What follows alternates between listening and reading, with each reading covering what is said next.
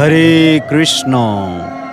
আজ থেকে মায়াপুর ইস্কন চন্দ্রোদয় মন্দিরে শুরু হয়ে গেল পরম আরাধ্য শ্রী শ্রী রাধা মাধবের ২১ দিনব্যাপী চন্দন যাত্রা মহা মহোৎসব, যা ভক্তদের জন্য অত্যন্ত আনন্দদায়ক ও ভক্তিপূর্ণ একটি উৎসব। এখন কেন এই আয়োজন? এই বৈশাখ মাসের তীব্র দাবদাহে যখন প্রকৃতি উত্তপ্ত হয়ে ওঠে, তখন শ্রী বিগ্রহের শ্রী অঙ্গে শীতলতা প্রদানের জন্য চন্দন যাত্রার আয়োজন করা হয়। ভক্তরা ভালোবেসে পরমেশ্বর ভগবান শ্রীকৃষ্ণকে গরমের হাত থেকে স্বস্তি দিতে সারা গায়ে সুগন্ধি শীতল চন্দনের প্রলেপ লেপন করেন। এই চন্দনযাত্রা শুরু হয় আজকের এই পবিত্র অক্ষয় তৃতীয়া তিথি থেকে। তবে চন্দন যাত্রার ইতিহাস জানতে গেলে আমাদের চৈতন্য চরিতামৃত গ্রন্থের সাহায্য নিতে হবে। এই গ্রন্থে শ্রীল কৃষ্ণদাস কবিরাজ গোস্বামী মধ্যলীলায় মাধবেন্দ্র পুরীর উপাখ্যানে সবিস্তারে তা বর্ণনা করেছেন। ব্রহ্মমধ্য গৌড়ীয় সম্প্রদায়ের অন্যতম আচার্য হলেন শ্রীল মাধবেন্দ্র পুরী। তিনি বৃন্দাবনে গোপাল বিগ্রহ প্রতিষ্ঠা করেন।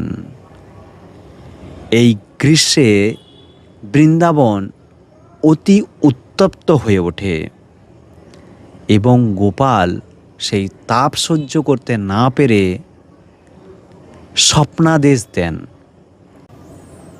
মাধবেন্দ্র, আমি আর গরমে থাকতে পারছি না, পুরী থেকে চন্দন এনে আমার অঙ্গে লেপন করো, তবেই আমার তাপ দূর হবে। গোপালের এই আজ্ঞা পেয়ে তিনি অসুস্থ সত্ত্বেও পুরীর উদ্দেশ্যে যাত্রা করেন। পথমধ্যে তিনি রেমুনায় ক্ষীরচোরা গোপীনাথ মন্দির দর্শন করেন,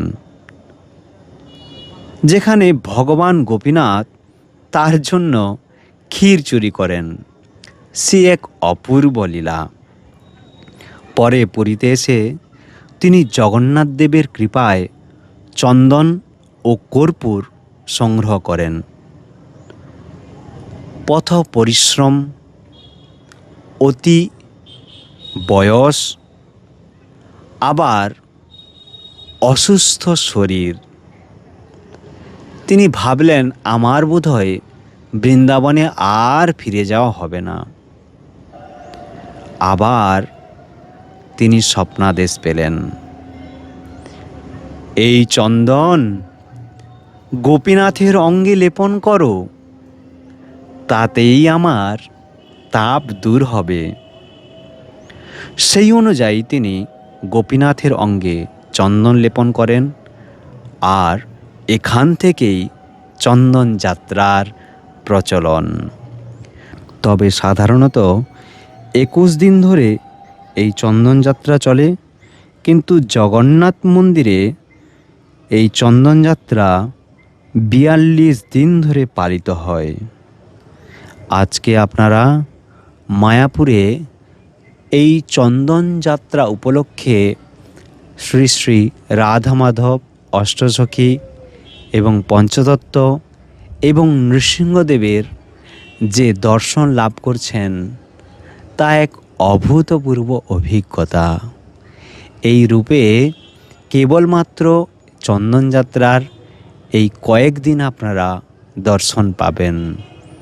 আজকে তার প্রথম দিন।